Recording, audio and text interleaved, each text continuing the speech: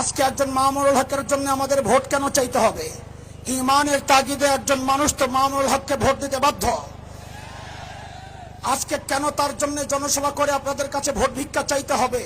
বরং প্রত্যেকেই তো নিজ উদ্যোগে ইমানদারদের কাছে দাওয়াত পৌঁছানোর কথা।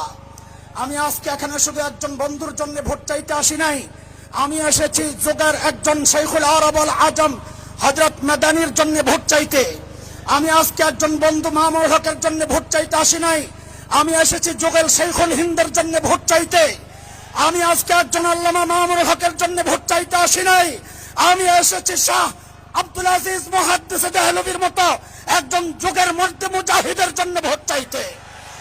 একজন মজলুম জননেতা মামুনুল হককে যদি সংসদে পাঠানো যায়, এদেশের স্বাধীনতা সার্বভৌমত্ব রক্ষা হবে, এদেশের দুর্নীতিবাজরা পলায়ন করতে বাধ্য হবে। আমরা আর কোন দুর্নীতিবাজ চাই না, দুর্নীতি চাই না, সন্ত্রাস চাই না। লুটেরাদের হাত থেকে যদি এদেশ রক্ষা করতে হয়, রিকশা মার্কায় ভোট দিতে হবে। আগামীর মার্কা বাংলাদেশের মার্কা, স্বাধীনতার মার্কা, মামুনুল হকের মার্কা, আলেমদের মার্কা, তাওহীদি জনতার মার্কা, নবী প্রেমিকদের মার্কা, সন্ত্রাস বিরোধীদের মার্কা, দুর্নীতি বিরোধীদের মার্কা।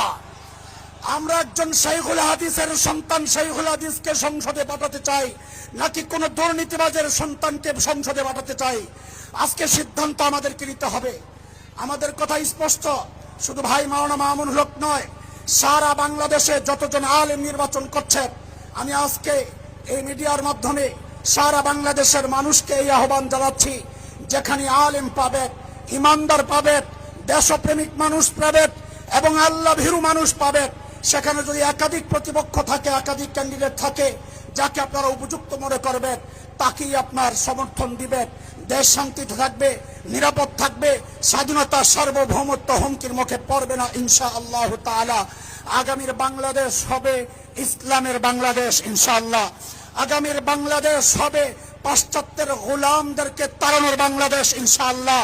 আমরা ভারতের গোলাম চাই না, আমরা আমেরিকার গোলাম চাই না, পাশ্চাত্যের গোলাম চাই না, একজন আল্লাহর গোলাম আল্লামা মামুনুল হক চাই, আল্লামা মামুনুল হক চাই।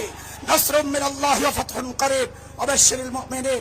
আসসালামু আলাইকুম ওয়া রাহমাতুল্লাহি ওয়া বারাকাতুহু।